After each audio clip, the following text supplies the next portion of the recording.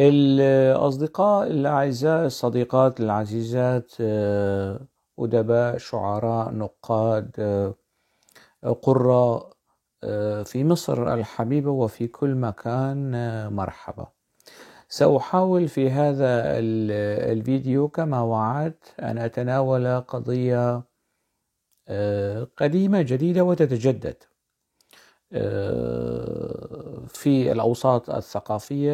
يعني الموضوع ليس محصورا بشخص معين في بلد معين في زمن معين في حادث أو حادثة معينة، لا، الموضوع يعني متجاوز لهذه المسائل وموجود يعني في البلدان الأوروبية والبلدان العربية.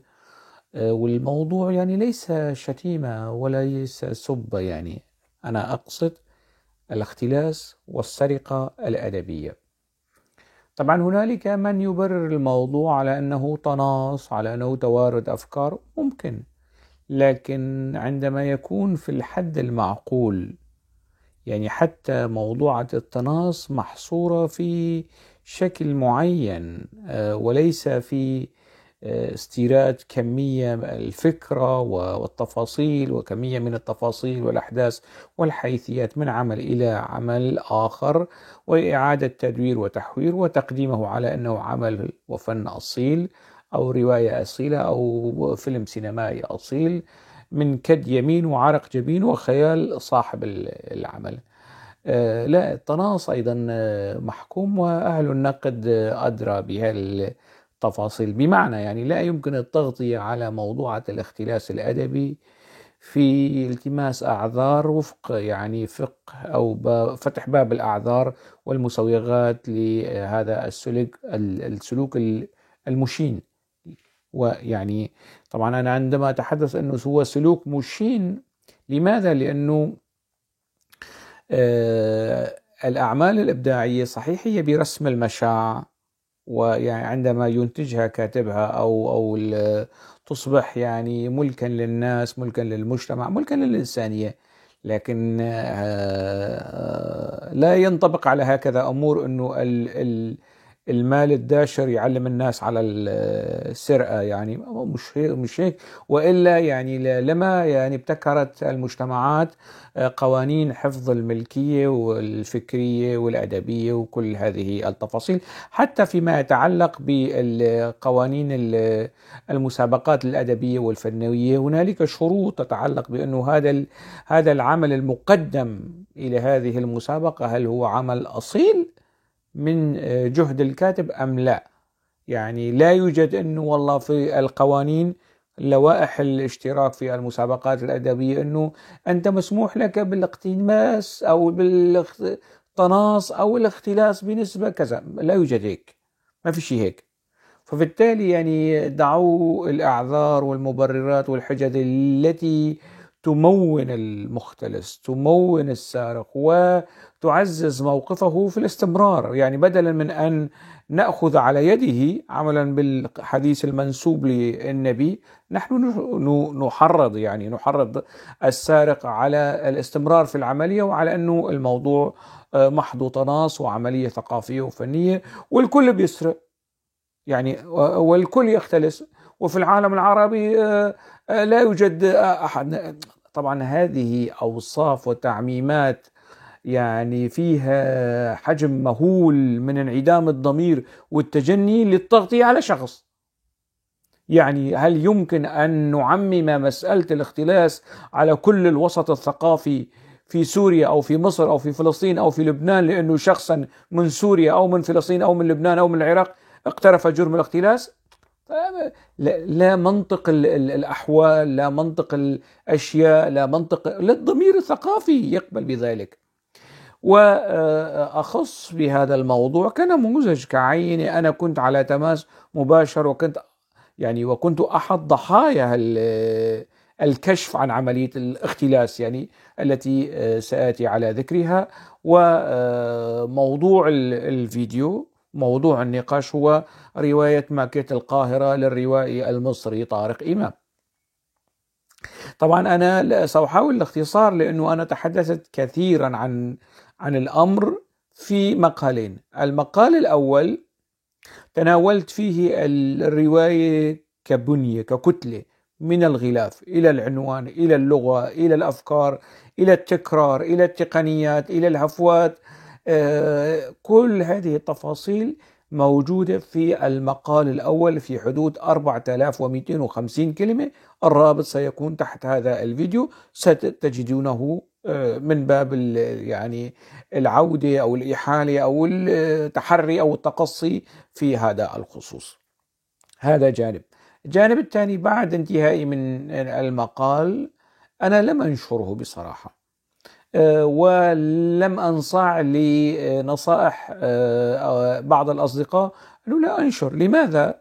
لأنه الرواية وصلت للقائمة القصيرة، وكان إن كنا على مقربة أسبوعين أقل أو أكثر من إعلان النتيجة النهائية، ولم تفز هذه الرواية، رغم أنه أنا كنت أميل إلى فوز، وقد عبرت عن ذلك، ليس لأنه هي رواية مهمة ورواية يعني فارقة وصادمة وفتحت فتحا مبينا في الإبداع العربي، لا، لكمية الضخ الإعلامي والسوشيال ميديا والترهيب، يعني حاجة بالفعل لفتت الانتباه. يعني أنا قلت أنه ربما تتأثر لجنة التحكيم بهذا الضخ، وهم بشر يتأثرون يعني، لكن والحمد لله اللجنة يعني قامت بما قامت به بمهنية عالية. هلا الآن يتم استهداف الرواية الليبي على أكثر من مستوى أنها تبرر للانحلال، فرواية ماكيت القاهرة أيضا تبرر للانحلال الخلقي، أنها تسيء واللغة الركيكة، ماكيت القاهرة رواية كيكة، مسألة مختلسة من كذا وكذا، ماكيت القاهرة مختلسة، يعني هي رواية خليط من اختلاسات المتعددة الجنسية، مش بس من مكان معين، يعني من أماكن متعددة. أتيت على ذكرها في المقال الثاني، وستجدون يعني رابط أيضا هذا المقال الثاني بتفاصيله بروابطه بمعلوماته بإحالاته أسفل هذا الفيديو، لمن يود أن يتابع المقال الأول ثم المقال الثاني. طبعا المقال الأول يعني أنا صار عندي شبهة الاختلاس، ليس لأنه الروائي المصري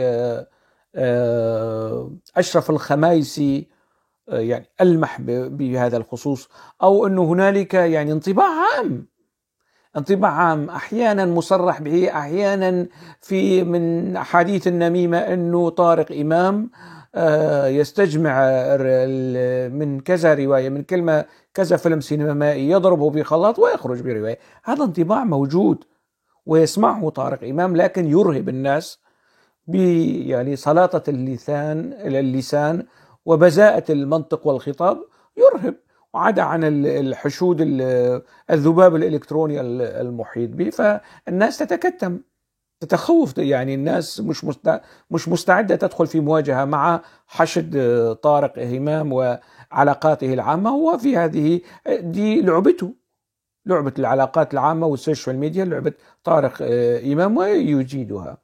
فهنالك يعني شيء من الشبهة غير المعلنة في هذا الخصوص. أنا لم أكترث بهذه الشبهة، يعني أنا لا محسوب على تيار الخمايسي، مع الاحترام، يعني يشوف نفسه إله السردي، يشوف هو زي ما هو عايز، يعني يشوف اللي بده إياه، يرى نفسه بالحجم الذي يراه. ولا من النقاد من فريق الناقد صبري ممدوح أو محمود الغيطاني أو أي شخص له يعني حساب بسيط أو مش بسيط مع طارق إمام.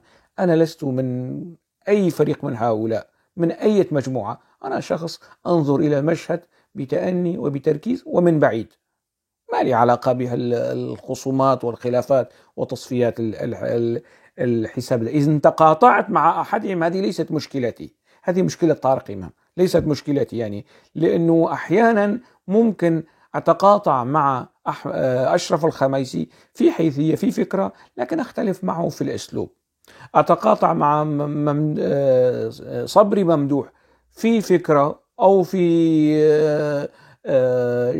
يعني مقولة معينة، وأختلف معه في طريقة أو أسلوب المعالجة، وده يعني متاح ومباح. لكن أكثر ما شدني يعني لإثارة شبهة الاختلاس هو في الرواية نفسها. يعني في رواية ماكيت القاهرة يفتي يشرعن الاختلاس، يعني وقد نشرت في مقالتي الأولى بالمقتبس بالنص كيف أن طارق إمام يفتي ويشرعن الاختلاس على أنه السرقة على أنه فن، ويؤصل لهذه المسألة، وهو محسوب على التيار والجيل الشاب. النقاد المصريين الهيئات الثقافية ترى ذلك، أن ناقدا وصحفيا وروائيا معروفا يؤصل للاختلاس. الآن نحن في 2022، أكيد هذه الفكرة المشينة، الفكرة السيئة، سيئة السمعة وسيئة الخلق وسيئة السلوك، كل شيء فيه سيء، ما في شيء إيجابي بهذا الموضوع. بعد فترة معينة يعني ستحظى بمنظرين ومتبنين، وتصبح حالة يعني شيوع في حالة الاختلاس في الأوساط الأدبية والثقافية والسينمائية في مصر.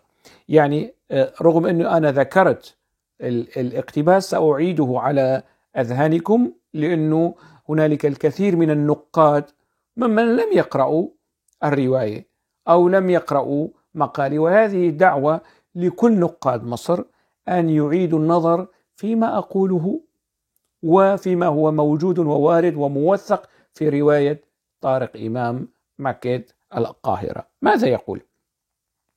يقول على لسان بطلته نود، وهي إحدى شخصيات الرواية، وهي مخرجة وثائقية تسجيلية. هذا كلام مخرجة وثائقية تسجيلية، إحدى أبطال طارق إمام الرئيسيين في ماكيت القاهرة. أصلا الأبطال كلهم بينعدوا على الأصابع، مش العدد الكبير. يعني المسز نود، برياردو، أوريجا، مانجا، يعني أو صاحب المقهى إن اعتبرناه أيضا بطلا إضافيا، دول يعني يا 5 يا 6. يعني ماذا يقول على لسان نود؟ ما الفنان إن لم يكن لصا، ما الفنان إن لم يكن لصا، وما الفن إن لم يكن نشلا لشيء ما من محفظة العالم، حكاية أو صورة يعتقد أصحابها إنها ملكية شخصية. الكلام واضح في الصفحة 186 من النسخة المتداولة الموجودة من الرواية على الإنترنت. ما الفن إن لم يكن ما الفنان إن لم يكن لصا، وما الفن إن لم يكن نشلا لشيء ما من محفظة العالم، حكاية أو صورة يعتقد أصحابها أنها ملكية شخصية. لا يوجد شيء ملكية شخصية عند طارق إمام، كل شيء مباح للسرقة، وهذا فن، هذا فن.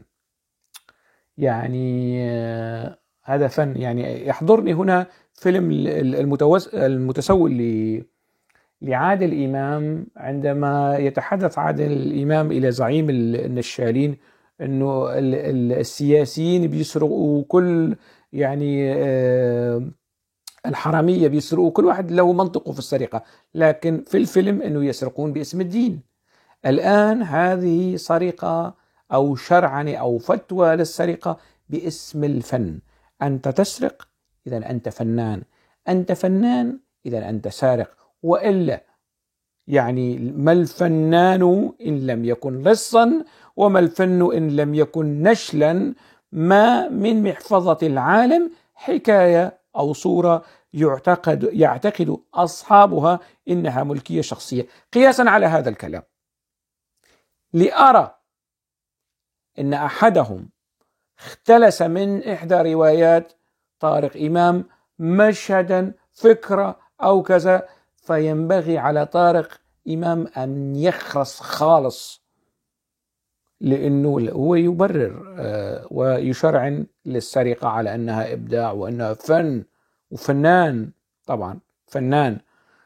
هذا الكلام على خطورته وعلى جديته برسم نقاد مصر الثقافيين الأدبيين السينمائيين. هل هذا الكلام مقبول؟ هذا الكلام موجود في رواية مرت على لجنة التحكيم في جائزة البوكر وحظيت بكم مهول في الإعلام المصري، كم مهول في الإعلام المصري تخول طارق إمام للفوز برئاسة الولايات المتحدة الأمريكية، برئاسة مصر. يمكن مصر لا مصر لا، بس بإمكانه أنه يأخذ رئاسة الولايات المتحدة الأمريكية على الكم المهول من الدعاية والإعلام في الإعلام المصري لهذا الكلام، لهذا التعريف والتوصيف للفن والفنان. على أدباء مصر أن يردوا على هذا الكلام، وعلى نقاد مصر أن يفسروا ويبرروا ويلتمسوا الأعذار لهذا الكلام وفق فقه الأعذار. يا أما أنا على خطأ وهذا الكلام على صواب تام، يا أما العكس، وينبغي أن يقول النقد كلمته والإبداع كلمته والفن أيضا أمام هذا التأصيل لفكرة السرقة في رواية ماكيت القاهرة. 2، وعلى لسان بلياردو، وهو أيضا فنان رسام شوارع، وأنا ذكرت أنه شخصية بلياردو من وين جاي، قسم منها جاية من سيرة حياة الفنان الشوارع البريطاني بانكسي. إن فاتني الاسم، لكن أنا ذكرت ذلك ووثقته ونشرت الرابط والتفاصيل في المقال الأول. وبإمكان القراء والنقاد أن يقارنوا بين شخصية بلياردو الملاحق من البوليس، المعتقل، صاحب المواقف السياسية، المعترض، المتمرد، رسام الشوارع، مع المعتقل، صاحب المواقف السياسية، المتمرد، رسام الشوارع البريطاني. في جزء من هذه الشخصية جاي من هنيك، جاي من تلك الشخصية. على لسان بلياردو هذا الرسام، نوت الفنان التشكيلية، عرفنا أصلت السرقة على أنها فن. بلياردو ماذا يقول؟ هون يؤصل التهجين، حتى في اللغة، حتى منطق اللغة العربية لا يبيح لذلك. التهجين تهجين، والأصيل أصيل، خيول مهجنة خيول أصيلة، نص هجين نص أصيل، فاكهة هجينة فاكهة أصيل. كل ما بتزبط لا بالفيزياء لا بالزراعة لا حتى في الأدب. لكن عند طارق إمام وفي روايته التي سوق لها الكثير من النقاد والقراء والصحفيين وما زالوا يستميتون في الدفاع عنها، انظروا ماذا يقول عن التهجين، كيف ينظر للتهجين، وكأنه كان يعي أنه الرواية التي قدمها ستفتضح، وبالتالي يبرر لنفسه. من يفتي للزنا، من يفتي للسرقة، من يفتي مش وفق منطق أو مقولة الضرورات تبيح المحظورات، لا، هذا يقول لك فن، هذا فن، السرقة فن، والفنان سارق. وما الفنان إن لم يكن لصا، وما الفن إن لم يكن نشلا. الفنان لص والفن عبارة عن نشل. كلام طارق إمام، وهو في تصريحاته يقول إنه شخصياتي الروائية فيها جزء منه طبعا مش مني، منه يعني من الكاتب نفسه يعني.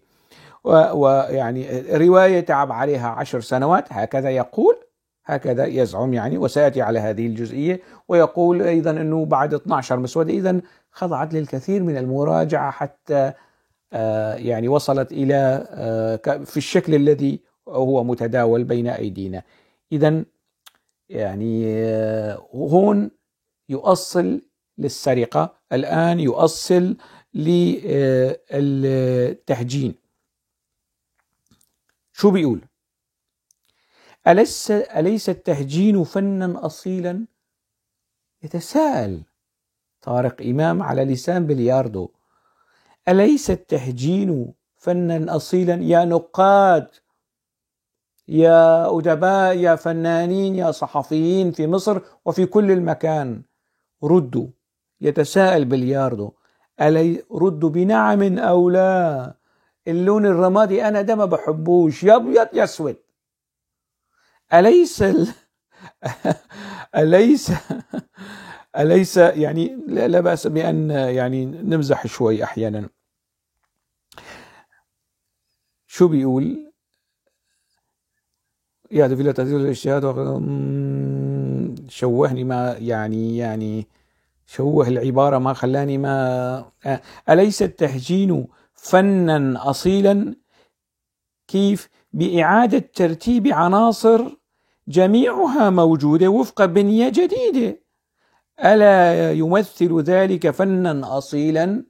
تجميع عناصر هي موجودة، من هون عنصر، من هون عنصر، من هون عنصر، من لوحة، من فيلم، من رواية، من أغنية، من قصيدة، من كذا كذا، وأجمعها وأعطي لكم إياها.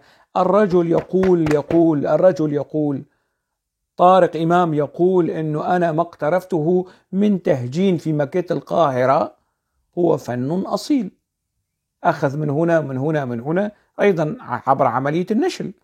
إذن هنا هو يحدد لنا مسارين: إن الرواية بنسبة كبيرة مختلسة، وإنها هجينة لأنها متعددة المصادر، يعني من أكثر من مصدر. طبعا هذا كله موثق.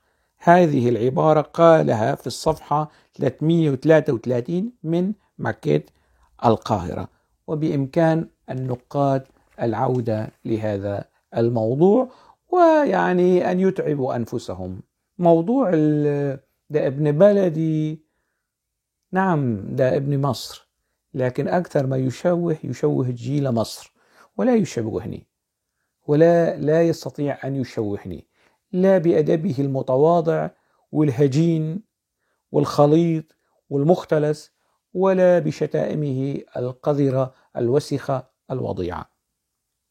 يعني عادي، يعني أنا عندما طرحت وفتحت هذا الباب، واتهمته بشكل صريح واضح على أنه لص محترم، أنا كنت أتوقع أن يرد علي بالشتائم، وأنتم رأيتم ماذا قال في تلك الشتائم وسأعود إليها يعني.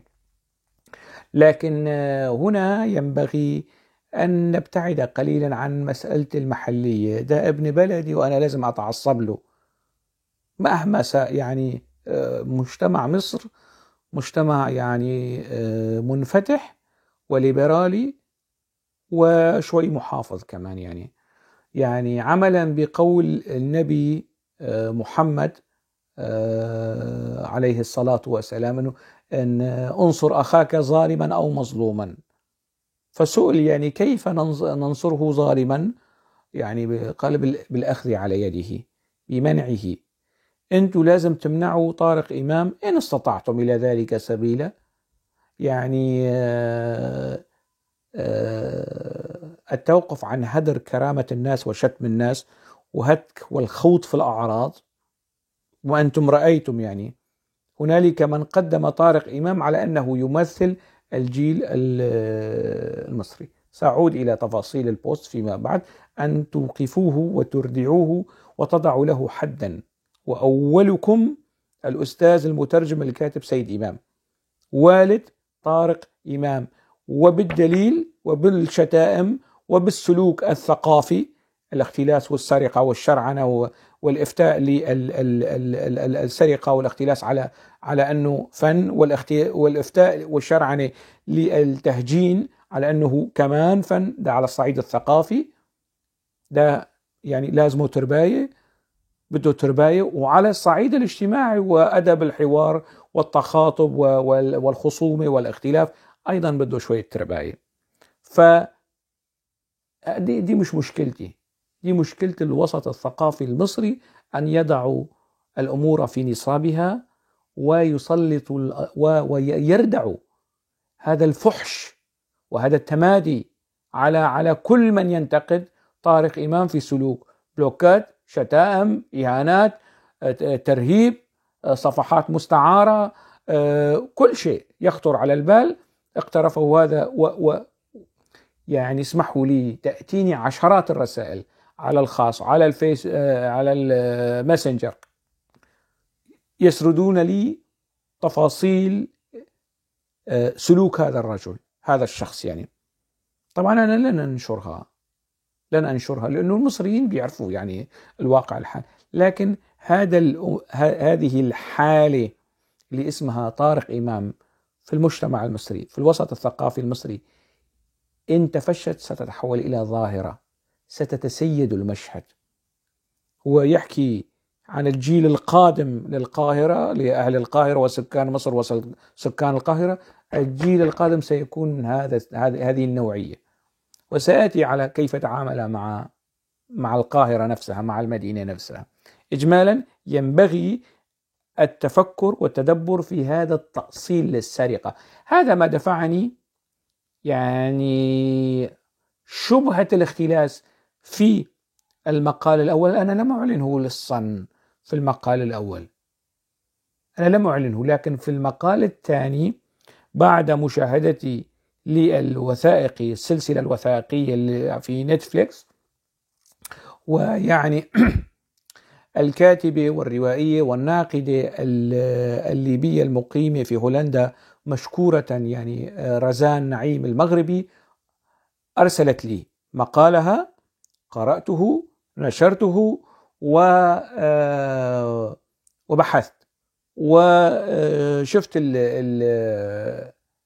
الوثائقي، السلسلة الوثائقية، وتبين لي إنه الماكيت كعنوان، ماكيت القاهرة، ماكيت نيويورك، والحوارات الطويلة والحديث عن الأدب والفن والثقافة والرياضة والصحافة والفلسفة وكل التفاصيل هي والحوارات الموجودة في الوثائقي موجودة أيضا في وبل بعض العبارات منقولة نقلا من هناك إلى الرواية. كمية الاختلاس، يعني استراتيجية الاختلاس الأساسية عند طارق إمام كانت في جزء كبير منها مأخوذ من هذا الوثائقي، وفي الأجزاء الأخرى أنا ذكرت في المقال، بإمكانكم أن تعودوا إلى المقال. حتى ليلة أمس وأنا يعني أبحث يعني في هذا الموضوع، تبين لي أنه مدخل ماكيت القاهرة، الطفل الذي يصوب إصبعه إلى رأس أبيه ويقتله، هذا المشهد الغرائبي هو في الأصل قصة الكاتب الأرجنتيني أرماندو دي ميندوزا، اللي ب 2013 اسمعوني في 2013 فاز بجائزة بيت الكلمات الإسباني، اللي فاز فيها كمان طارق إمام أيضا فاز بتلك الجائزة، لكن المرتبة الثانية أو الثالثة. والرابط حتشوفوه تحت هذا الفيديو. قصته كانت يعني عين، ويمكن جزء من بلياردو، شخصية بلياردو عين واحدة، هي إعادة إنتاج وإعادة تدوير للقصة القديمة. إذن هنالك اختلاس أيضا في مدخل الرواية وقصة أوريجا، وهل تخيل الطفل اللي يصوب إصبعته ويطلق الرصاص بوم على أشخاص معينين، هي في الأصل قصة الأرجنتيني. هو صحيح أنا ذكرت أنه الافتتاحية بمشاهد القتل في الروايات تشبه، أو الذاكرة والمكان والعلاقة بالأب والابن، 100 عام من العزلة، مكة القاهرة، نعم، لكن تبين لي شيء آخر، أنه القصة وفكرة القصة جاية من شخص، من قاص أرجنتيني هو أيضا نفسه كان مع من الفائزين بتلك الجائزة سنة 2013. هاي كمان جزء من، وأنا نشرت على صفحتي في الفيسبوك، التفاصيل كمان سأتركها برسم النقاد والأدباء لكي يراجعوا هذا الموضوع. وكل هالتخاطر، كل هالتوارد مع الأرجنتيني، مع الكولومبي، مع الأمريكية اللي صاحبة الكاتبة الساخرة بطلة لنفترض إنها مدينة، كل هذا التخاطر، كل هالتقاطع هذا العجيب، يعني معناته طارق إمام يعني لديه من الخيال، أو روحه تجوب العالم، تأخذ من خيالات هنا وهنا وهناك، وتستجمع في شخصه الفاضل والكريم، وينتج لنا ويفقس لنا الروايات، وهذه الروايات تمر هكذا دون تمحيص وتدقيق وتحرٍ. هكذا عودنا الكاتب الفاضل المهندس الماركيز مصر كما لقبه البعض، المجدد، الإمام المجدد في الرواية، كما أو الروائي المجدد كما وصفه آخرون. يعني هذه الأمور ينبغي من الآن فصاعدا أن تخضع للتحري. طبعا إذا روائي في روايته السابقة بعد كل هذه التجربة من الكتابة يختلس، وجرم الاختلاس واضح بين، يعني سطوع الشمس في رابعة النهار. وأنا أتمنى من فريق الدفاع عنه أن يأتوا ويحللوا بمعزل عن شتائمه، والشتيمة سلاح العاجز.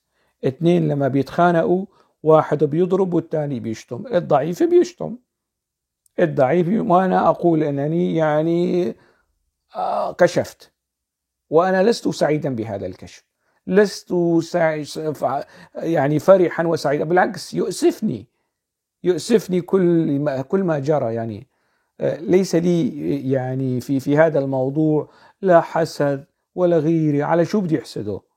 على ماذا؟ على روايتي الأولى حققت، وهو يشتمني أصلا، هو الذي أرسل لي طلب صداقة. حدا بيبعت طلب صداقة لعيل ونكرة؟ كتاب مصر، وأنا دعيت لمعرض القاهرة، أنا لي إصدارات في دور نشر مصرية محترمة. الذي يقول عن هوشانغ أوسي عيل يشتم الدار المصرية المحترمة التي تنشر لي، يشتم الكتاب والمبدعين والنقاد المصريين الذين كتبوا عن كتاباتي وعن رواياتي، يشتم مجلة عالم الكتاب التي استكتبتني أكثر من مرة في ومقالات منشورة هناك، يشتم الوسط الثقافي المصري الذي يتعامل مع هوشانغ أوسي. أيرضيكم هذه الشتائم؟ أترضي النقاد المصريين؟ هذه الحالة المزرية ترضيك دكتور محمود الضبع، الدكتور مصطفى الضبع، دكتور شريف الجيار، الأستاذ منير عتيبة، الدكتورة رشا الفوال، الدكتورة نانسي إبراهيم؟ هذا المستوى من الخطاب، من الخصومة، من الجدل الثقافي يرضيكم؟ هل أنا شتمته؟ هل أنا استهدفته في شخصه؟ كل ما قلته يندرج في إطار النقد الثقافي الأدبي فيما يتعلق بموضوع الاختلاس، وقد ثبتها بالمقتبسات، بأرقام الصفحات، بالتفاصيل. ارجعوا للمادة وتبينوا وردوا.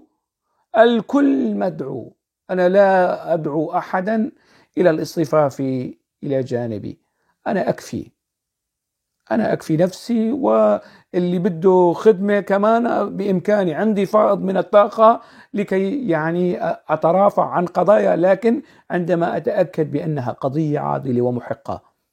أما الذين يترافعون عن مختلس ولص وشتام، يعني زي المحامي، يعني وشفناه، والأدب المصري والسينما المصرية قدمت لنا الكثير من مشاهد المحامين الذين يحاولون التحايل على القانون والالتفاف على القانون والتأثير في صير الحكم والقضاء. نعم، عندما قلت أنه لص محترم، هنالك سياسيون يسرقون ويحظون باحترام وتسويق وتبجيل، وهنالك أيضا مثقفون وفنانون يختلسون، لكن ليس بشكل عام. يعني محمد عبد الوهاب يمكن يختلس جملة موسيقية، وتاريخ الاختلاس معروف للقاصي والداني، من نقاد موسيقيين يعرفون، نقاد تشكيليين يعرفون، نقاد سينمائيين ونقاد أدبيين يعرفون هذه التفاصيل. لكن الموضوع مش عام، ويختلس شوي، مش يختلس هذا الكم ويعيد إنتاجه ويقدمه للمصريين ويمثل جيلا يقدمونه على أن يمثل جيل الشباب. هذا يمثل جيل شباب؟ واحد يقول ويشتم ويقول يا كسي يا معلي حسي يمثل جيل الشباب المصري؟ أليس عارا على كل من يدافع عنه؟ إن أردتم الدفاع عنه فدافعوا. هو يحرجكم، هو يدخلكم في مأزق أخلاقي وأدبي وثقافي واجتماعي وكل شيء. طارق إمام بهذا الخطاب، وسآتي عليه، هو يحرجكم. إجمالا فيما يتعلق بالرواية، أنا ذكرت أنه يعني في إحدى البوستات ماذا أضاف طارق إمام لمن كتبوا عن القاهرة؟ كتاب كثر من المصريين، من أهل القاهرة، من محافظات أخرى كتبوا عن القاهرة، كتاب أجانب كتبوا عن القاهرة، رواية بوليسية، رواية رومانسية كتبت.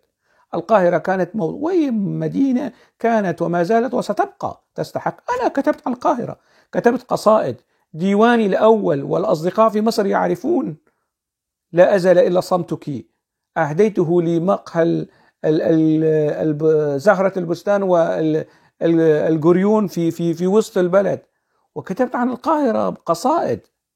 لم أشوهها، لم أشنعها، لم أجعل شارعا في القاهرة للعور وأشوه سكان القاهرة، مقهى في القاهرة للعور.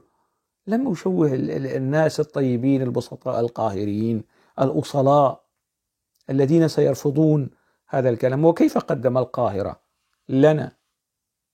قدمها يعني لم يضيف قيمة جمالية، طبعا هو عاجز أن يضيف قيمة جمالية إلى ما كتبه نجيب محفوظ، وكتبه كثر عن القاهرة من قصائد وروايات وأفلام، وعاجز. وقام بتشنيع المدينة. عودوا إلى الرواية وتفحصوا بهدوء وروية وتوازن، بعيدا عن كل الهري ده والخزعبلات والتهويمات والمدائح المجانية والهيصة والزيطة والزنبليطة، بعيدا بهدوء.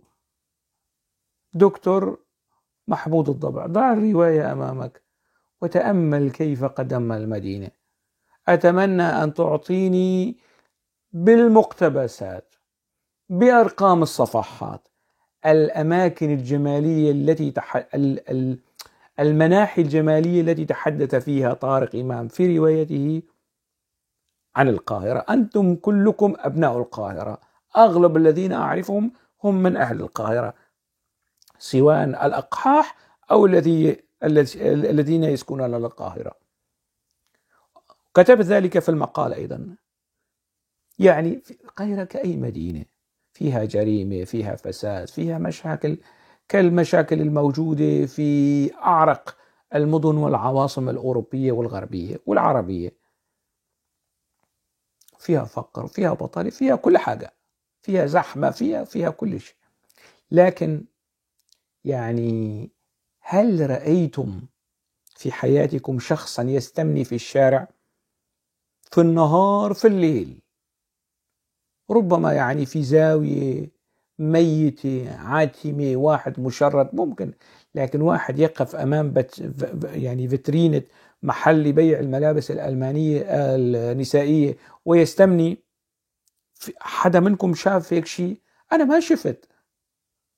أنا جيت على القاهرة 4 مرات ما شفت هيك شيء، وسألت قاهريين كتاب وأدباء وأديبات ونقاد، ما حدا قال. سيقول متخيل متخيل متخيل.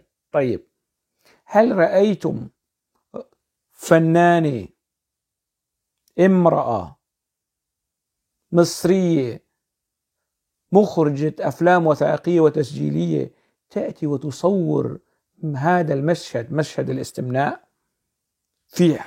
يا فنانات مصر، يا مخرجات مصر، لماذا أنتم لا يعني على رأسكم الطير؟ تكلموا. في هيك شيء؟ في القاهرة مشان نعرف؟ متخيل ممكن. طيب، متخيل فقه الذرائع والتبرير التعسفي هذا، متخيل ماركيز القاهرة، وتخيل من حقه يتخيل، لكن حقه يتخيل حاجات حلوة، مش حاجات بشعة يشوه المدينة وأهل المدينة. طيب، متخيل في متخيل. طيب يا نقاد، يا مثقفين، يا أدباء، هذه مدينتكم وهي مدينتي أيضا، ولي في القاهرة مثل ما لكم أنا، وأنا كتبت عن القاهرة وذكرت نصوص شعرية قصائدية، نجحت فشلت، هذا موضوع آخر. هل رأيتم أنه فيلم بورنوغرافي قصير طويل يفوز بجائزة في القاهرة؟ يعني هذا الحجم من التخيل البشع والوقح في حق القاهرة. يعني محتلين، اللي احتلوا مصر الإنجليز والفرنسيين، إذا بدهم يعملوا أفلام وثائقية أو كذا عن القاهرة، ما خيال الوسخ لن يصل إلى هذا المستوى.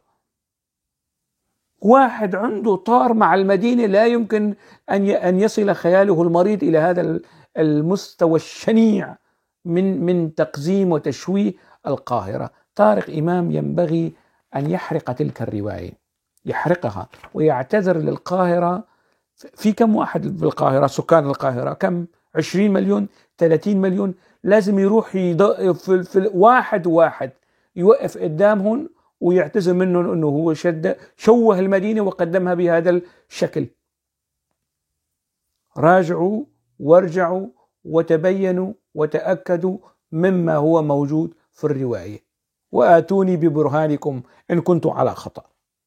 أتمنى أنا، والله العظيم أقسم بالله بكسر الهاء، أتمنى واحد يجي بالمنطق والحجة والبينة يقول يا وشنق أنت غلطان، يقول أنت قسوت لك يا حبيبي.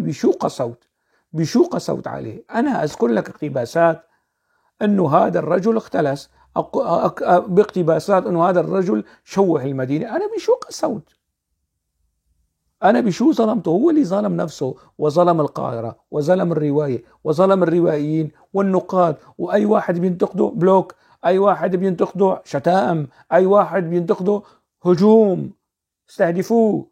أنا شفت قائمة المعلقين، في بعض المعلقين أنا بعرفهم بشكل شخصي هون في بلجيكا، لا أريد أن أخوض في التفاصيل. عيب عيب عيب، بدها شوية خجل، بدها شوية أدب، عيب. وبعضهم الآخر من مصريين عندما يأخذوني في الأحضان وانت ما في زيك وانت ما عرفش ايه، وعند طارق إمام يساهم في شتمي ويعني ما بيقول له يعني لك شو هالشتائم ما عم تستحي على حالك، لك خجل.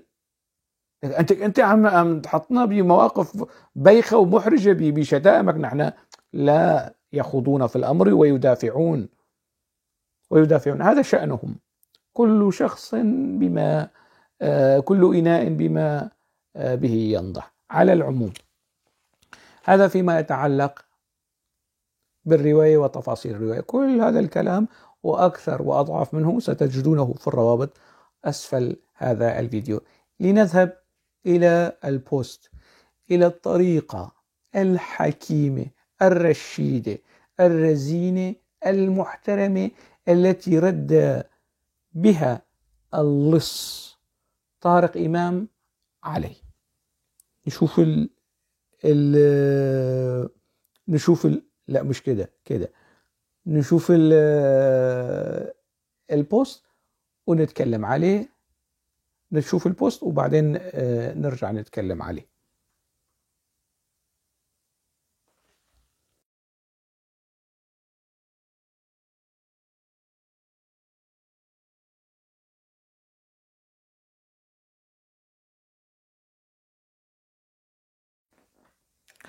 الأصدقاء الأعزاء، كما رأيتم مستوى البوست، وأعتقد أغلبكم شاهد يعني أو شاف البوست ده منشور على صفحة الكاتب الروائي الكبير أوي طارق إمام. ومستوى الخطاب، النقاد بإمكانهم يعني يأخذوا نص البوست ويحللوا. يعني نقاد لهم علاقة بعلم نفس، نقاد لهم يعني يحللوا بنية النص ومستوى الثقافي الأدبي المعرفي الفلسفي، لأنه هو بمكة القاهرة بيتفلسف أوي يعني يعمل فيها عميق أوي. فالعمق بتاعه بيبين في المستوى الضحالة الموجودة في هذا الخطاب. يعني مسألة الادعاء والزعم يعني مش للدرجة دي. ممكن واحد يزعم يعني يكون عنده شوية ادعاء، بس مش بهذه الكمية المهولة المضحكة والمزرية والمتهتكة. بيقول ايه طارق إمام؟ جملة اعتراضية، نرجع بعدها لشغلنا. في عيل تافه وهبل وحقود عامل انه شاعر وروائي. انت بتبعت لي طلب صداقة ليه مرتين؟ وانا حنشر الصورة، يعني حدور عليها. الحمد لله انه انا عملت سكرين، حدور عليها مرتين يا راجل. مرتين تبعت لي طلب صداقة، انت ارسلت وقبلت، حذفتني، عدت وارسلت فحذفتني مرة اخرى. مرتين. انا مش بعت لك، انا جيت على القاهرة اتصلت فيك قلت لك تعالى انا عاوز اشوفك. في الأصدقاء شافوني يعني جدول زياراتي وجدول شغلي وتحركي في القاهرة كان معروف للكثيرين. أنا اتصلت بك، أنا شفتك، أنا يعني أنا لم 4 مرات جيت على بعمري بحياتي ما شفتك، لم ألتقي بك ولم يكن لدي ذلك الهاجس لكي ألتقي بك. أنت الذي تطفلت وأرسلت طلب صداقة لشخص عيل وتافه وهبل وحقود وعمل نفسه شاعر وروائي. هلا شهادة انه انا شاعر مش هاخدها، يعني لو انقرض النقاد في العالم لن اخذ شهادة الشعرية من مختلس ومن لص. كذلك الروائي، يعني انا هخلي الاستاذة الدكتورة نانسي ابراهيم ترد عليك اذا انا روائي ولا لا. أنا روائي بدليل جائزة كتارة اللي أنت شايف الدرع بتاعها في 2017. أنا أخذها عن فئة الروايات المنشورة 2017. لجنة التحكيم في جائزة كتارة هي اللي قررت أنني مش بس روائي وبل أستحق التكريم، ومنحتني في روايتي الأولى يا شاطر، يا مهذب يا كيوت يا محترم، في روايتي الأولى. مركز الشعر هون في بلجيكا أصدر لي ديوان باللغة الهولندية وباللغة العربية، يعني 9 دواوين شعر. بيعامل نفسه شاعر. أنا شاعر لا يهمني يعني الشهادة دي. وبل إن مدحتني فأنا سأشك في نفسي. يعني حسنا فعلت بأنك أسأت، لأنه المديح من مختلس ومشتبه به، يمكن يعني الرواية دي اللي أنت مختلس فيها لهذا الكم، فما بالك يعني الروايات الأخرى سيكون كم الاختلاس، مستوى الاختلاس حيوصل لفين؟ ده في مكة القاهرة وصل للأرجنتين. في شريعة القطة اللي أنا اقتنيتها وموجودة عندي في المكتبة، سأقرأها هي كمان. يعني مستوى الاختلاس حيوصل لفين؟ الشهادة السلبية من شخص مختلس، مش هقول يعني إذا أتتني مذمتي ومن الكلام، لا لا لا لا. الشهادة من شخص مختلس، أنت بكرة تشهد في جدارة هوشانغ أوسي، أنا لازم أشك في نفسي أنه أنا غلطان في حتة معينة، لازم أشك في نفسي، لازم. يعني مش معقول يعني واحد مختلس يمنحني شهادة بالشعرية وبالرواية. مستلمني بقاله فترة كذبابة، ده واحد. وأنا طبعا لا أرد على هذه الأشكال الوسخة التافهة، تصور. وسامحوني، مش هقول اسمه عشان مشهروش. تشهرني يا حبيبي يا ضنايا، تشهرني. المهم التافه ده كاتب بوست طويل عريض يقول فيه، لا ده مقالين، والمقالين منشورين في موقع الرواية الذي يديره الناقد والصحفي والروائي هيثم حسين، اللي ضفر رواياته بكل رواياتك، ضفر رواياته. ده يعني ده مش شتيمة أبدا، ده إقرار بواقع الحل. يعني أنا بعرف هيثم وبعرفك، صرت بعرفك. يقول في إن مكة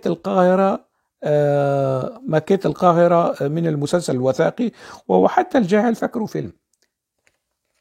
يا حبيبي يا عبقريتك في أفلام أيضا هي عبارة عن سلسلة، عن أفلام روائية طويلة، أفلام من الخيال العلمي، هي عبارة عن سلسلة وعن حلقات.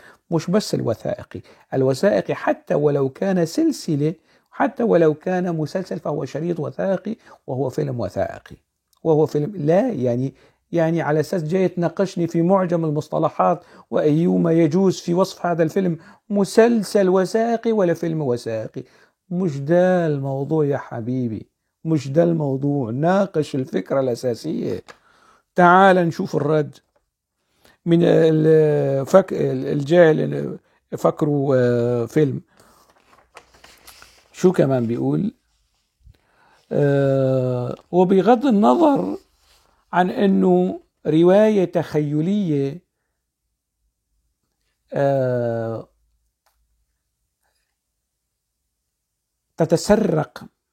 تتسرق من مسلسل وثائقي، تتسرق يعني، أو تتسرق يعني ما فيش شدة، المهم لنعتبرها تتسرق. رواية تخيلية تتسرق من البوست عندكم، يعني تتسرق من مسلسل وثائقي. وبغض النظر عن كل الهبل والتفاهة دي، بالنظر انت لازم تنظر. لا في حواره مع ياسين عدنان على هامش صديق الروائي والإعلامي المغربي ياسين عدنان، يقول إنه هي مدينة، والفيديو كمان منشور، إنه هي مدينة مفترضة. يعني مكة القاهرة هي مدينة مفترضة. يا غبي، عنوان السلسلة الوثائقية لنفترض إنها مدينة. أنت جاي تعمل إيه؟ أنت رايح فين؟ تعال ما أقولكش، تعال يا حبيبي. يعني غريب أمر هذا المنطق في المحاججة. وبغض النظر عن كل الهبل والتفاهة بتاعته والكلام المضحك بين المسلسل ده عرض لأول مرة في 2020، مش كاتب تاريخ اليوم والشهر، عرض في 2020. بس امتى يا ضنايا 2020؟ وامتى العرض الدعائي أو الدعاية للفيلم كان في نهاية شهر ديسمبر 20، وأنا سأنشر الرابط على قناة نتفليكس في اليوتيوب. والعرض الأول كان في 8 يناير 8 يناير. وروايتك يا شاطر اللي هي مش روايتي، تعالوا، والرواية نفسها صدرت في مايو 2016. لا، أنا هقول لك باليوم، في 15 مايو 2016، طبقا مثل ما كنت عم تحكي في الرواية، طبقا للمعلومات الواردة في موقع منشورات المتوسط. وحنزل كمان الرابط تحت، وفي صورة إذا خالد الناصري بده يغير كمان في صورة. وإيه بيقول إيه صاحبنا؟ في أبريل 21، والرواية نفسها صدرت في مايو 24. يعني تقدروا تتخيلوا الرواية كانت عند الناشر قبلها بكام، اتقارت وتراجعت وتصححت وتعمل لها الغلاف. ودي رواية 84 ألف كلمة أساسا. وبالمناسبة هو بيقول انه استنى لحظة، خلينا بها الحتة دي. طيب أنا على فرض أنه كلامي مش صحيح، كلامك أنت الصحيح، هذا يعني فيما يعني أنه المسلسل الوثائقي اقتبس منك، وأنا ذكرت ذلك في المقال. أنا طلبت شيء منك في المقال أنت لم ترد عليه. اديني وثيقة. بالعادة الأدباء والكتاب والشعراء يتحدثون عن مشاريعهم ولو برؤوس أقلام أو أي حاجة. يعني أعطيني تصريحا واضحا من 2000. شوف المشوار قد إيه، أنا موسع لك الزاوية قد إيه، من 2011 ل 2019. أعطيني تصريح واحد تقول فيه إنك تتحدث عن مشروع رواية تتناول القاهرة وحيوات القاهرة وأجيال القاهرة والزمن التخيلي 2045 وما بعد. اديني تصريح حبيبي، على رأسي وعيني. بالفعل رح صدقك أنه أنت خيالك الخصب استبق خيال الكاتبة الأمريكية واستبق إنتاج نتفليكس في هذا البعد. ده حطوه على جنب. يعني إذا بدك ترد يا شاطر، رد شوي رد متوازن ومسبوك، زي انت ما سبكت الرواية. يعني عشان الناس، لا، المنطق اهترى بده شوي هيك منطق مظبوط. أو استشير بعض المحامين والنقاد كي يعطونك إجابة لربما تنقذك من هذا المأزق. يعني والرواية أساسا عجبتني أساسا. وبالمناسبة هو بيقول أنه استنى لما تخلص عشان لما البوكر تخلص عشان يفضحني. طبعا أنا فضحت يعني أنا فضحتك، وربما كنت الوحيد في بر مصر كلها وخارج مصر، الوحيد الذي وقف لك ولم يرهبه سلاطة اللسان وبشاعة البيان والألفاظ من قاموس الحضيض والانحطاط. كل الكلام ده ما ياخدش معايا 3 تعريفة. مش انت اللي تخوف هوشانجوسي، اكبر منك ما خوفوني يعني ولم يرهبوني، وانا الوحيد. وسيشهد التاريخ، والفيديو ده حيتوثق بما فيه. انا لا ازعم بانني في كل الامور صائب، لكن انا اصبت في امور كثيرة، وهذا الفيديو سيوثق ولو بعد قد ايه 2045 تاريخ الرواية بتاعتك سيوثق بأنه هذا الفيديو، الرواية دي مجموعة اختلاسات من هنا ومن هنا. الترهيب والكلام بتاعك ما ياخدش معايا ب3 تعريفة. طيب لما تخلص البوكر عشان يفضحني، بينما أعضاء لجنة التحكيم قالوا لي أعضاء لجنة التحكيم قالوا لي إنه بعت لهم التفاهات دي بالماسنجر لإيذائي. قالوا وضحكوا. الأستاذ شكري المبخوت رئيس لجنة البوكر 2022 الأستاذة فلور مونتيرو المنسقة العامة للبوكر، أعضاء لجنة البوكر الأفاضل.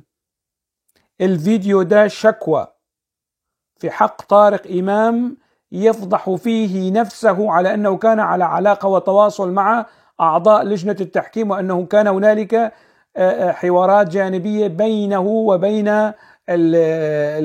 أعضاء لجنة التحكيم. واضح بنص الكلام بتاعه. هلا يجي بعدين يأول ويحور ويزبط ويعدل، هذا موضوع تاني. الصورة واضحة وبينة وجلية. وأنا أتقدم بشكوى، والكلام ده سجلوه علي لدى لجنة البوكر، إنه هذه الرواية المختلسة من أكثر من مصدر لا تستحق حتى القائمة الطويلة. حتى القائمة الطويلة لا تستحق. ليش؟ لسبب بسيط وبديهي، لأنها سبب بسيط وبديهي، لأنه هي رواية هجينة ومختلسة وتسوق للسرقة والاختلاس. كلامي واضح؟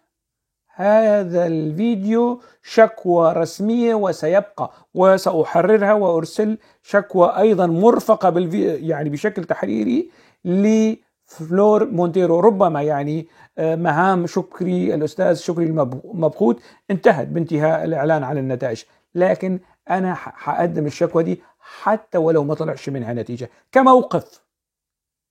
كموقف يسجل. أنا أتقدم بشكوى في حق لجنة التحكيم إنه كانوا يسربوا أو مش يسربوا على علاقة مع أحد من أعضاء المتسابقين أو المتقدمين أو المرشحين لنيل جائزة البوكر. وده إن صح فهو عار. لكن في كل الأحوال حسنا فعلت بأن لجنة البوكر لم تختر هذه الرواية. حسن، وإلا كانت فضيحة الفضائح.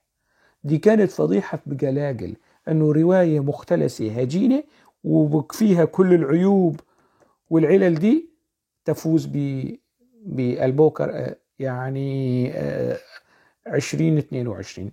وهذا الفيديو وهذا الشكوى، نص الشكوى بالصوت والصورة، وسأحرر وسأرسل للمنسقة وخليها ما تنظر في الموضوع. لكن كموقف وكتثبيت حال سأفعل ذلك، والله على ما أقوله شهيد. لا يجوز لأعضاء لجنة التحكيم. طيب أنا مع من كنت أتواصل؟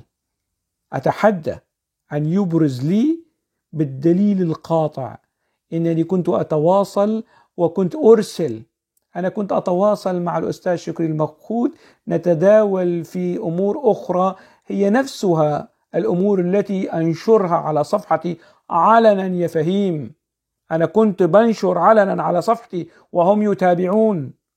الصديقة العزيزة الروائية اللبنانية صديقة التقينا أكثر من مرة في بروكسل، فلتأتي وتقول أنه هل أرسلت لها مقالا كيديا أو شكوى أو نوع من التشويش؟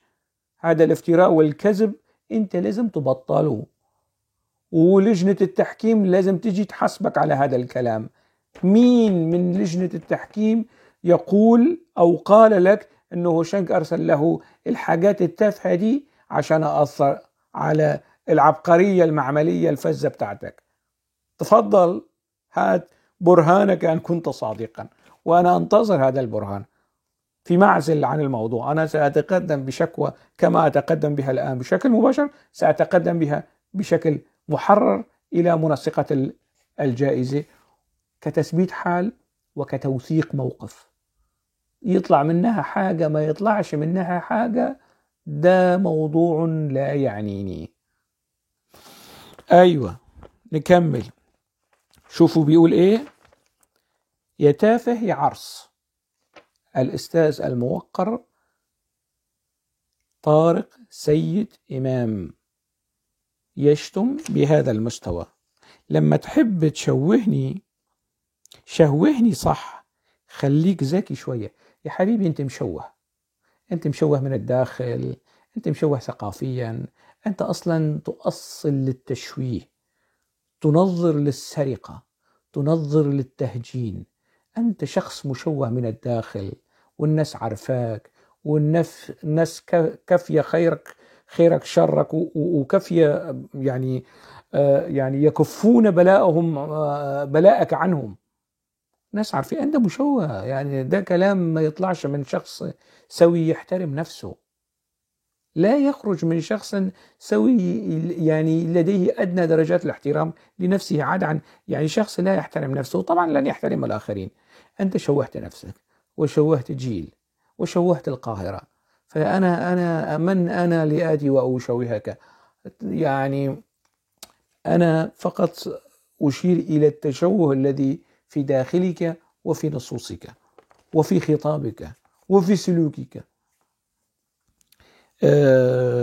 شو كمان بيقول؟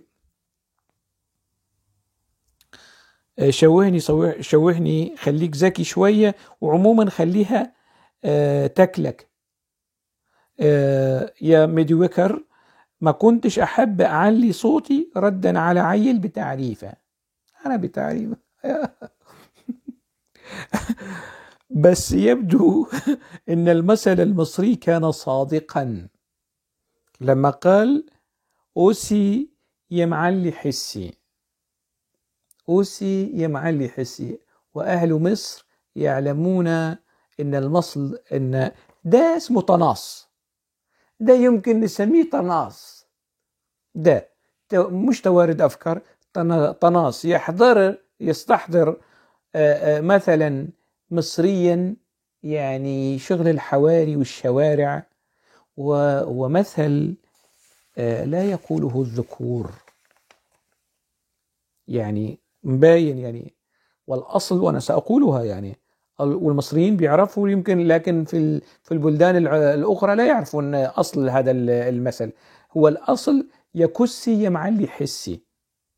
هذا ما قاله طارق إمام المحترم، إمام الاختلاس، إمام السرقة، وإمام الشتائم في مصر، قاله في حقي جهرا علنا. أنا يعني الحق العام، كمية التشويه التي طاولت القاهرة لن أسكت عنها، والحق الشخصي والإهانة وكمية الشتائم التي قيلت في حقي. هنالك في مصر شرفاء، أدباء، أديبات، نقاد، ناقدات، روائيين، روائيات، شعراء، شاعرات، صحفيين، صحفيات، راح ياخذوا حقي من حباب عينيك، ولن يرهبهم هذا الحضيض الذي تنضح به. أنا لي أحباب شرفاء يحبون مصر ولا يرضون لها هذا المستوى الحضيض المنحط في التعامل ومخاطبة المختلف والمنتقد. دي طلعنا منها. الآن لنأتي إلى تعليق آخر، إلى افتراء آخر، إلى استهداف آخر، لأنه عاجز عن الرد بالشتائم، الآن سيشكك في مصداقيتي. لنرى التعليق بتاعه ثم نعود.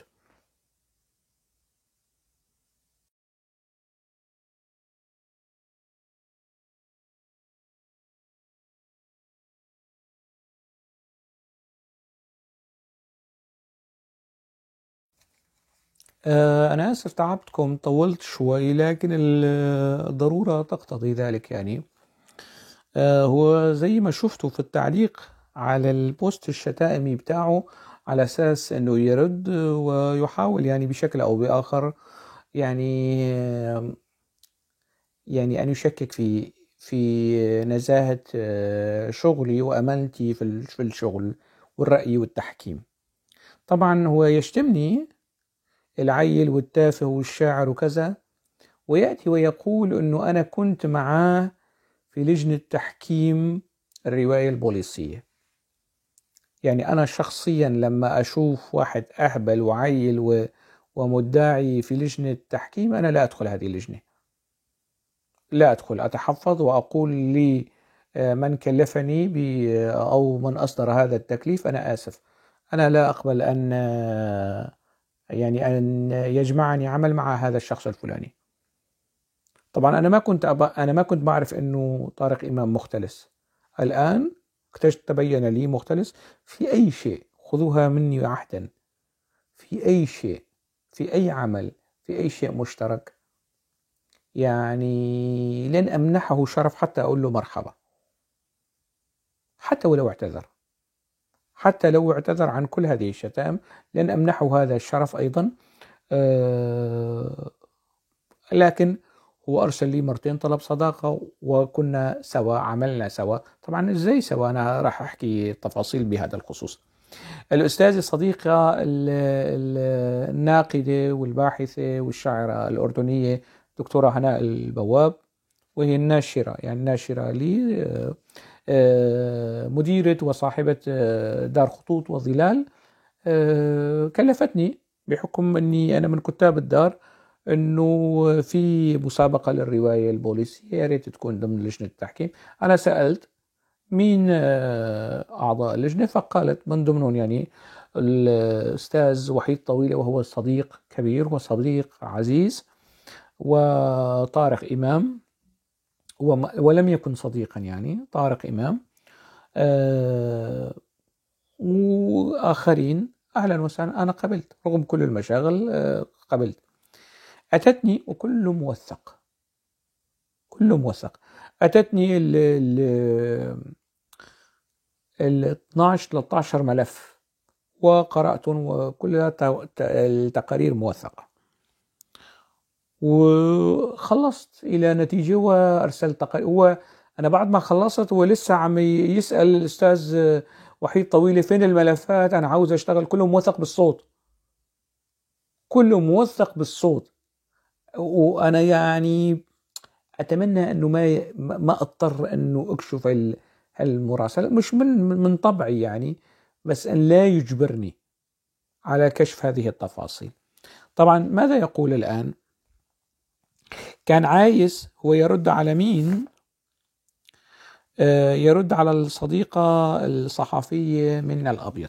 طبعا منى حاولت الدفاع عنه، حاولت يعني، لكن ورطته، يعني من دون أن تدري دخلته في توريطها لها أول ما لا آخر. يعني سامح الله يعني الصديقة العزيزة منا الأبيض، وتبقى صديقة عزيزة وعلى العين على الراس، وفي بيناتنا عيش وملح ومش مشكلة. يعني الإهانات التي تلقيتها على صفحتي وعلى صفحة طارق إمام من قبل منا مش مشكلة، يعني بتمون.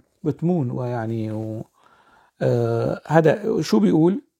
كان عايز يكسب متسابق لا تنطبق عليه الشروط، وعرض علي رشوة يعني أنا، واتصل من بلجيكا عشان يقنعني أكسبه. رفضت وهزأت وأصريت أن أكتب تقرير الجائزة بنفسي لأضمن عدم تلاعبه.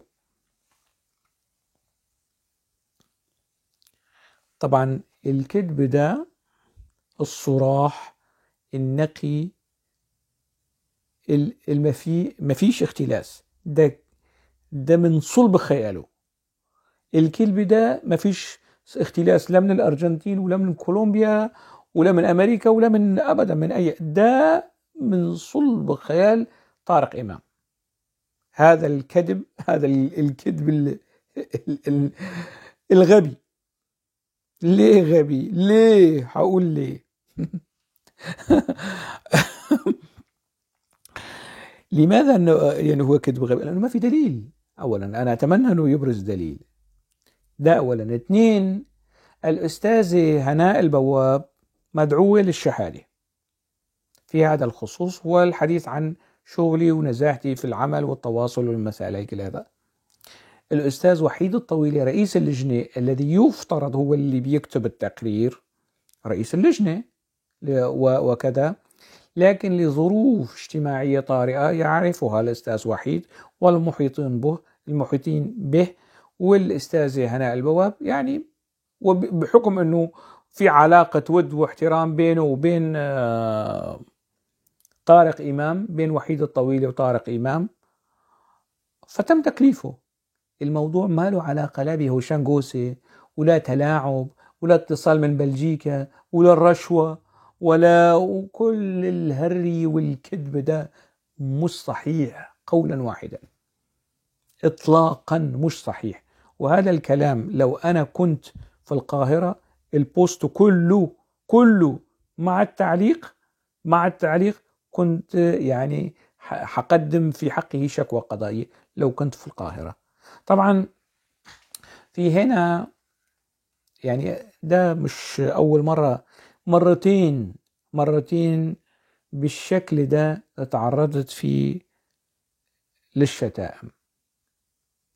مرة من روائي وشاعر مصري هنا في بلجيكا عماد فؤاد، وكمان كذب وافترى، وأنا رديت عليه وسأرد عليه. يعني هو حاليا مضبط كتاب على أساس بده أنا حتابع الموضوع، وده حيكون له قصة مستقلة تماما، نفس المستوى في الخطاب، وهم أصدقاء على فكرة، نفس المستوى في الخطاب، الوضاعة والشتائم والحضيض وكل القاموس ده، وكأنه في يعني حبل سري أو رضيعة من نفس القاموس وثدي نفس اللغة الحضيض دي.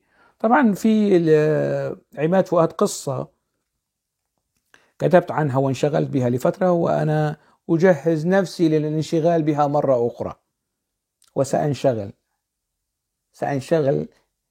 بطارق إمام بلجيكا وعماد فؤاد اللي في مصر، واللي بيناتهم وحدة حال، والاثنين شتموني وأهانوني بنفس الموضوع ده. حتة تانية إجمالا، الأستاذ وحيد طويلة نتيجة الظرف اللي هو كان يعني فيه لم يكتب. هذه مسألة إجرائية كما كان يقول ويكرر في الرواية، إجرائية تم يعني تكليفه بأنه بيكتب التقرير. الموضوع لا علاقة بموضوع اختلاس ولا رشوة ولا اتصال ولا كواليس ولا تفاهات. الأمانة تقتضي وتملي على طارق إمام إذا أنا اتصلت فيه وعرضت عليه رشوة أنه يحكي لوحيد الطويلة رئيس اللجنة، ويحكي لهناء البواب صاحبة الدار. أستاذ وحيد الطويلة، طارق إمام حكى لك في بشكل مباشر أو غير مباشر أنه هوشان اتصل به وقدم له رشوة لكي يرجح كفة كاتب، وأنا مش عارف مين الكاتب ده. يعني هل اتصل طارق إمام بك أم لا؟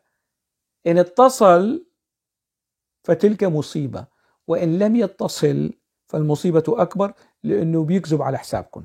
أنت رئيس اللجنة ولازم ترد عليه. الأستاذة هناء البواب مديرة دار خطوط وظلال، الصديقة العزيزة المحترمة هل اتصل بك طارق إمام وحكى لك الكلام ده أنه أنا عرضت عليه رشوة واتصلت به ورجحت أحد المتسابقين ولا تتوفر في الشروط وما بعرف شو؟ أنا التقارير التي تقدمت بها كلها موثقة. هو لم يرد لا على تقاريري ولا يعترض وأصلا مش مخول أنه يعترض بأنه أقول ولا لا. المخول يناقش الموضوع رئيس اللجنة. الآن ماذا جرى؟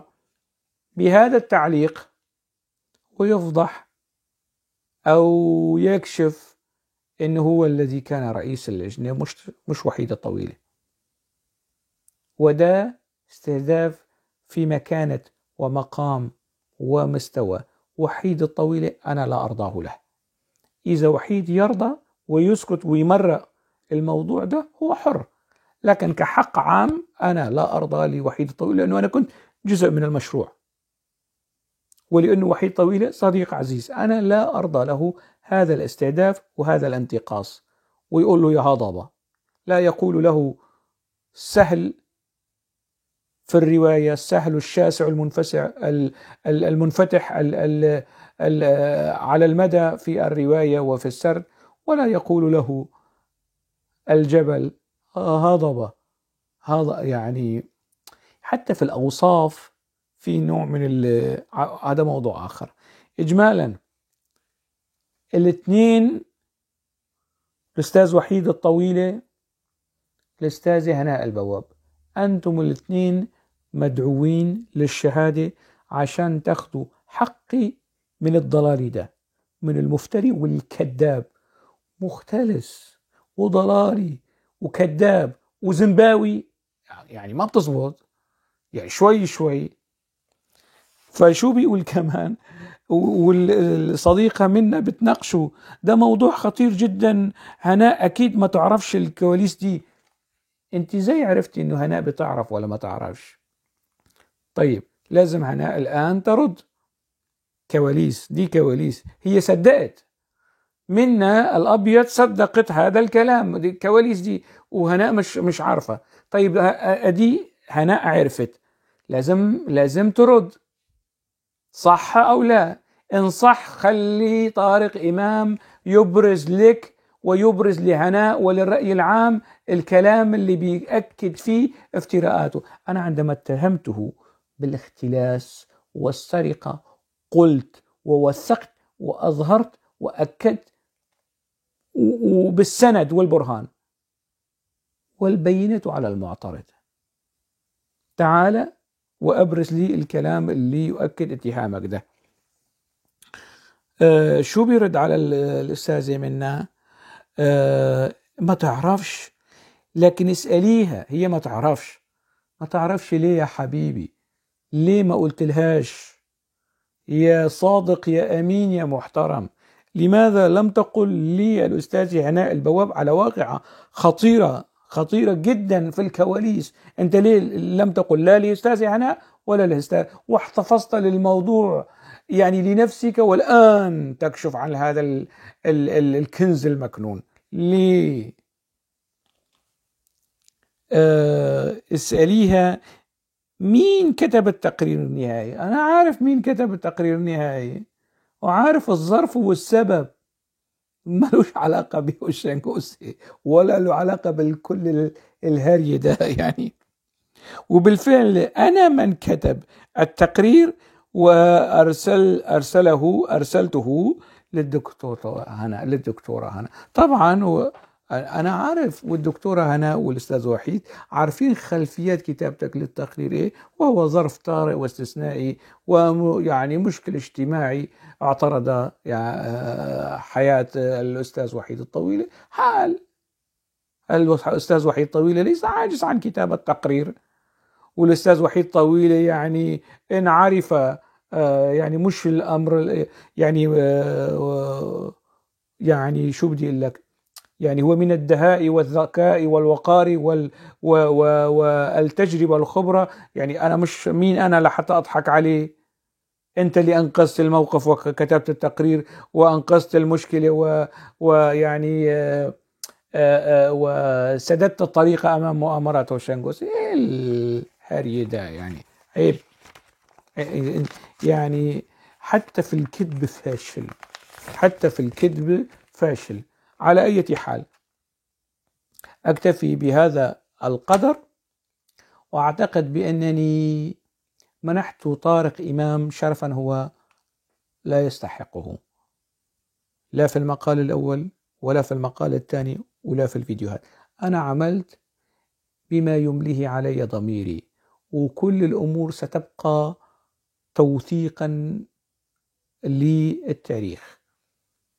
يعني انفعلت شوية في الفيديو ده، أنا آسف يعني، ده انفعلت، بس كل المعطيات المذكورة في الفيديو معروضة للرأي العام الثقافي والأدبي والنقدي في مصر، لأنه الراجل ده طارق إمام موجود في لجان في القصة، أو يعني في القصور، الهيئة العامة للقصور الثقافي، أو يعني مؤسسة ثقافية تابعة لوزارة الثقافة. وبيده مصير، يعني يتحكم بمصير مجموعات قصصية. وإذا كانت الدكتورة إيناس عبد الدايم وزيرة الثقافة تقبل هذا المستوى من الخطاب أن يتواجد في لجان تحكيم القصة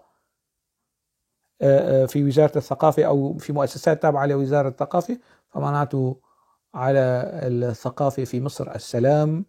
والسلام عليكم ورحمة الله وبركاته. تحياتي ودمتم